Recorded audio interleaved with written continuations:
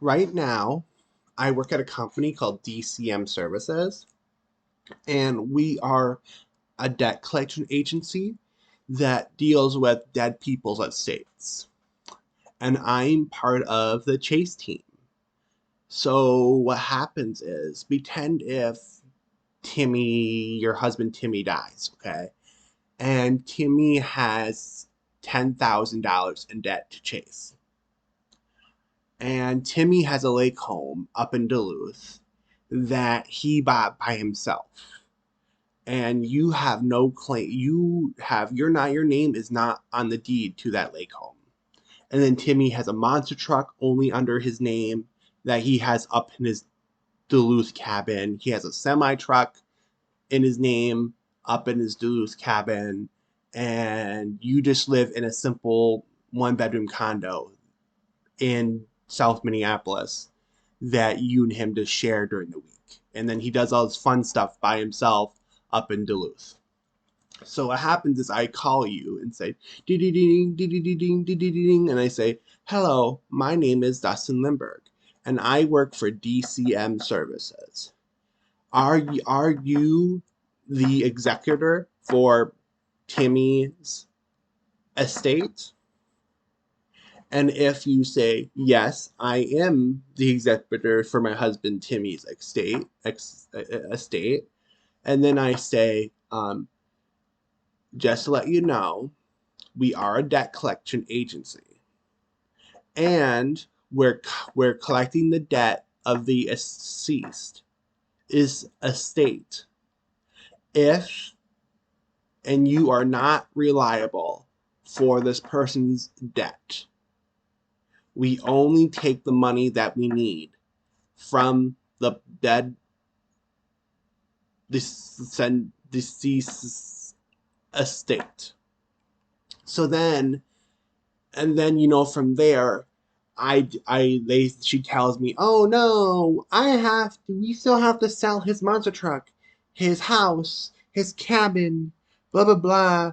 And then what I do is I say, okay, when do you think that's going to be sold? And she said, I don't know. And then what like you do is we send her a pamphlet, like we put in the computer to send her a pamphlet with a contact information to her address and stuff.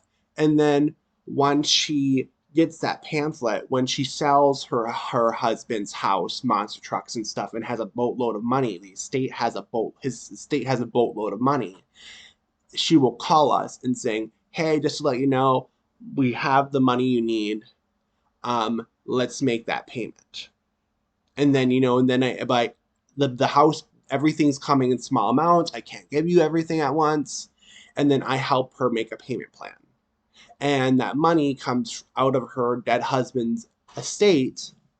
And then, the money slowly goes back to Chase. Or sometimes I have to deal with lawyers. So a lawyer might say, okay, this person owns 20,000 to 10 credit cards, and he only has $500 worth of assets. And so the lawyer makes a payment plan. Okay, this is how we're going to split up the money along the $500 along these companies, and sends that to a judge.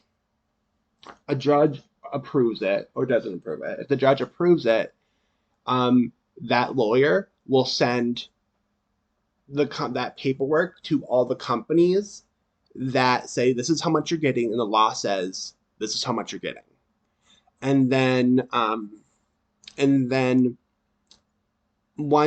each credit card company uses a different third party to manage their debt. Chase uses DCM Services, where I work for. So then the judge will send it to Chase, and then Chase will send it to DCM Services, and then DMZ Services makes sure that they might get their 150 that the judge promised. And then we'll contact that lawyer who's leading that dead person's case, and say, okay, well, how long is it going to take you to give us that 150? How long, so then Chase, the credit card company, actually loses out on money. So that's why Chase and these credit card companies have to charge such high interest rates on their cards. And then when Chase and though that give you like a loan, why the loan has such high interest on it. Because for them to make money from all the losses they're getting from dead people, they have to charge living people money to use the credit cards. They have to charge us high interest rates and stuff when we use the credit cards. And then they take that money and they cover the losses that they get from dead people. So every time you're using your credit card and they're charging you 25% interest on that or 45% interest on that, half of that money goes to cover losses from dead people who can't pay back their credit card debt. Um, so that's what I do for a job.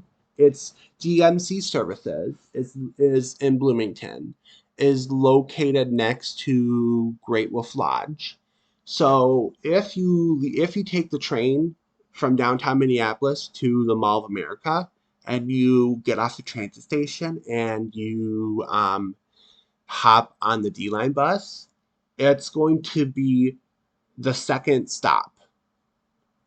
And and then when like you get off, it's going to be in the block building.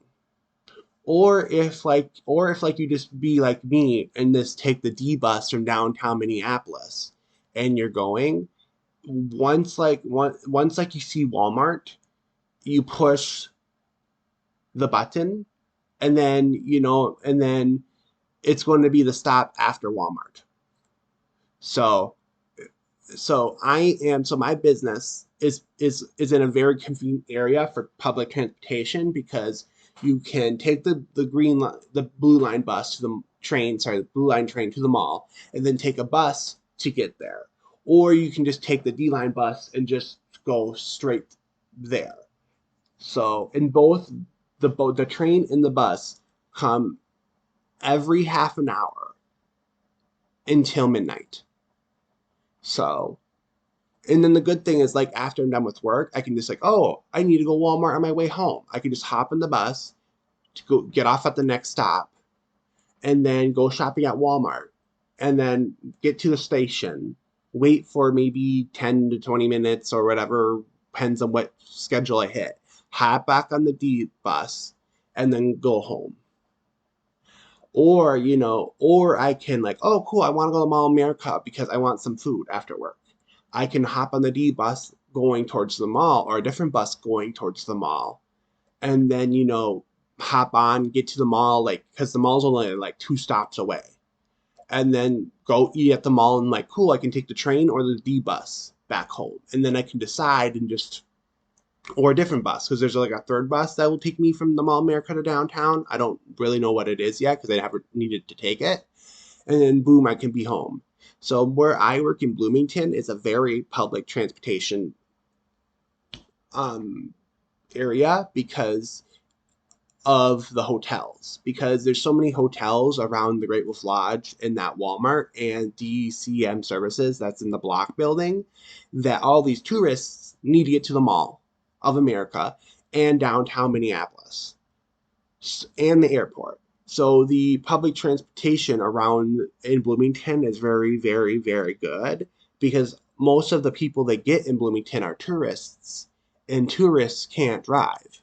And a lot of them, like from Mexico, Canada, and all that stuff, they don't have American driver's license. So they use this public transportation in Bloomington to get around. So the good thing about that is for me is if I work in Bloomington like I'm doing now, Bloomington is very easy to get to compared to other suburbs in the cities. Um, I do, when last time um, we talked, I also got my certifications like in 480 hours in IT support. So I got my degree and I got a certification. I got a certification in office work or slash office receptionist, so I can do that too. Um, and then my brother is going to school for HVAC, And so HVAC is they put the big heating and vents in the giant skyscrapers or in the big homes or even in small homes. They just do is just air conditioning. He he's going to school for that. My sister's still in um school, middle school now, and my stepbrother Taylor, he works at an insurance place in Coon Rapids because all my siblings they can drive, so they don't need to take public transportation like me. So that's why they can live out in the middle of nowhere. Um, and then I'm the only one in my family who has visually impairment. So that's why I'm the only one that has to live in town. So, yeah, so my brother sells insurance. So he sells like house insurance, vision insurance, that kind of stuff. So my brother's very deep into home insurance, very deep into the insurance industry. Um, and then um, my cousin moved to South Minneapolis a few months ago. She moved like here 7 months ago, 8 months ago, and I moved here only like 5 months ago. She chose South Minneapolis because of the way that South Minneapolis is designed. Because South Minneapolis is designed shopping center next to the freeway slash the train. And then there's a shopping center. And then behind the shopping center, there's like 5 apartment buildings. And then behind those apartment buildings, there's hundreds and hundreds and hundreds of single family homes. South Minneapolis is just like random apartment buildings in a single family housing neighborhood. So, so the good thing is when she's in her apartment, she still has good public transportation because she's walking distance from the train and she's walking distance from the 7 bus that'll take you from South Minneapolis to downtown Minneapolis. And so she still has good public transportation. And when like you look out her apartment window, you can see because she's on like the 8th floor. She's in the tallest apartment building over, down there, and she can actually see all the single family homes and all their yards and all their big massive trees. And then she has a very beautiful view. And then she can also see Target there, Cubs there, all these there. She has like a slash a shopping area. So she has like a very good view from her apartment, and she still has good transportation, public transportation access. So she moved to Minneapolis first, and she chose South Minneapolis. And I told her that that was a okay neighborhood because I'm always down there hanging out before she even moved down there. So she moved into her apartment, and then she kind of like encouraged me, okay, I'm done with school, blah blah blah. Let's do this. If my cousin can move down there, I can move down there. And then I chose downtown Minneapolis because I wanted even a better bus connection than my cousin did. Because to me, I'm barely ever home. So because I'm barely ever home, I don't really get to look out my window out anyways. Because I'm like 95% of my life, I'm in South Minneapolis, Bloomington, or at work. So I just come here just to sleep and do my bills. So I didn't really care about having good view. I just cared having a cheap place that has access to bazillions of buses and bazillions of feels like trains and blah blah blah. I prefer that over a view. And because I just stare into because when I look out my apartment window, I just stare into the Target headquarters building. um, I get cheaper rent than where my cousin lives, and she actually has like a beautiful like forest she's looking into. So I chose the place where I live because of the price and because of the convenience because my cousin is she has to like take a 15-minute bus ride or train ride to downtown, and then when she's downtown she can go into any of the local suburbs. For me, I can just walk out my door, go to Nicollet Mall, say, oh, there's a bus to the St. Louis Park, there's a bus for Apple Valley, there's the bus for Brooklyn Park, oh, there's the bus for Brooklyn Center, oh, there's the bus for University of Minnesota, there's the bus for St. Paul. Oh, cool. The train from St. Paul's right around the block, just in case I miss the bus. You know what I mean? So I can just pop out. Boom! All the buses are there, and I don't have to. And so it's more convenient than like, oh, I have to take a 15-minute trip to downtown, and then I can finally get that convenience.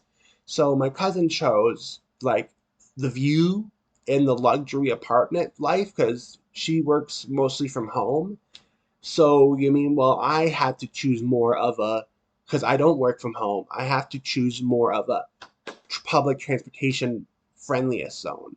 So she encouraged me to move down here because I'm like, okay, this country girl can survive in Minneapolis. So can I.